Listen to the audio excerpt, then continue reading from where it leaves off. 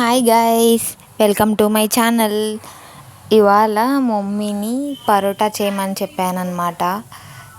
First చేయమని నేనే చెప్పాను, తర్వాత మళ్ళీ వద్దులే అన్నాను. అంటే చాలా టైం టేకింగ్ ప్రాసెస్ కదా, పాపం మళ్ళీ ఇబ్బంది పెట్టడం ఎందుకని. బట్ ఒకసారి అడిగేసిన తర్వాత మమ్మీ ఇంకా చేసేస్తుంది వద్దన్నా సరే. అడిగాం కాబట్టి వాళ్ళు ఇంక చేసేసి పెట్టేయాలని ఆతృత. అయినా అమ్మలందరికీ కూడా ఇంతే అనుకుంటా. ఫస్ట్ పరోటా చేసుకోవడానికి పిండి అయితే కలిపేసుకుందనమాట. అందులో ఉప్పు వేసుకొని, గోధుమ పిండిలో ఉప్పు వేసి, తర్వాత కొంచెం నూనె కూడా వేసుకుంది, ఎందుకంటే సాఫ్ట్ వస్తాయని చెప్పేసి. మిక్సీలో అల్లము ఇంకా పచ్చిమిర్చి వేసుకొని మిక్సీ పట్టేసి ఒక పక్కన పెట్టుకోవాలన్నమాట. తర్వాత ఒక బాండీ పెట్టేసుకొని అందులో నూనె వేసుకొని, అందులో మినప్పప్పు, జీలకర్ర, పచ్చిశనగపప్పు, ఆవాలు వేసుకొని వేయించుకోవాలన్నమాట. గోల్డ్ కలర్ వచ్చేంత వరకు వేయించేసుకోవాలి. వేయించేసుకున్న తర్వాత మనం ఆల్రెడీ పక్కన పెట్టుకున్నాం కదా ఇందాక పచ్చిమిర్చిని, అల్లము, అది ఇందులో వేసేయాలన్నమాట. ఇందులో వేసేసి మళ్ళీ ఆ పచ్చివాసన పోయేంత వరకు మళ్ళీ వేయించేసుకోవాలి.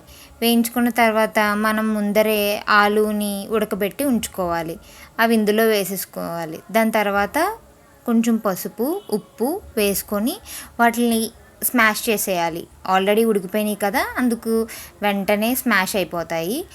స్మాష్ అయిపోయి ఇలా అయిపోద్ది చూడండి. ఇలా అయిపోయిన తర్వాత కాసేపు వేయించేసుకొని అందులో కొంచెం కొత్తిమీర వేసేసుకొని పక్కన పెట్టేసుకోవాలి. ఇంకా అయిపోయింది, ఈ స్టఫింగ్ అయితే అయిపోయింది, పక్కన పెట్టుకోవాలి. దాని తర్వాత మనం చపాతీ పిండి తీసుకొని వీడియోలో చూపించిన విధంగా కొంచెం చిన్నగా చేసుకొని, మనం ఆల్రెడీ స్టఫింగ్ పక్కన పెట్టుకున్నాం కదా, అందులో కొంచెం తీసుకొని ఇలా పెట్టుకొని దాన్ని ఫోల్డ్ చేసేయాలి ఫుల్గా. అసలు చిన్న ఖాళీ కూడా లేకుండా ఫోల్డ్ చేసేయాలి. చూడండి, వీడియోలో చూపించిన విధంగా చేయండి, లేదంటే మళ్ళీ అది మనం చేసేటప్పుడు స్టఫింగ్ అంతా బయటకు వచ్చేస్తుంది. అది మనం చేసుకునేటప్పుడు చపాతీ జాగ్రత్తగా చూసుకుంటే సరిపోద్ది, ఇంకొచ్చేస్తుంది బాగానే. చూడండి ఎలా చేసిందో మమ్మీ అయితే, అసలు బయటికి రాలేదు, నీట్గా ఉంది. అలా చేసేసుకోండి, అంతే, చపాతీ అయిపోయింది. తర్వాత పెనం మీద కాల్చేసుకోవడమే. ఆయిల్ వేసి అటు ఇటు కాల్చేసుకోవడమే, గోల్డ్ కలర్ వచ్చేసే వరకు మనం చపాతీలు అలా కాల్చుకుంటాము. ఇంకా అంతే, సేమ్ ప్రాసెస్. అలా నూనె రాసుకొని అటు ఇటు కాల్చేసుకోవాలి,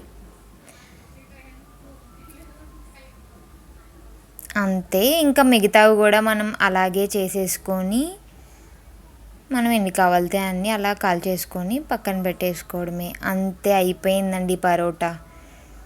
చూస్తుంటేనే నోరు ఊరిపోతుంది కదా. దీంట్లో మనం ఆనియన్స్ ఇలా వేసుకొని తింటే సూపర్ ఉంటుంది. నాకైతే చాలా బాగా నచ్చింది.